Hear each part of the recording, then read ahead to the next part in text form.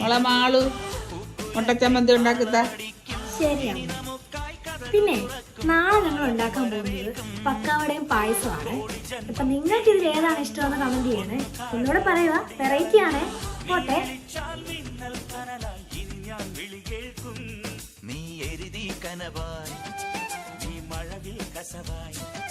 മണ്ണിലൊരു നാൾ കള്ളൻ മറുനാൾ മന്നൻ മനം പോലെ മാംഗല്യം മധുരം മധുരം മധുരിത മധുരം മനമേ മനമേ മധുരിത മധുരം. അമ്മേ മുട്ട ചമ്മന്തി കൊണ്ടുപോകാം മോളെ.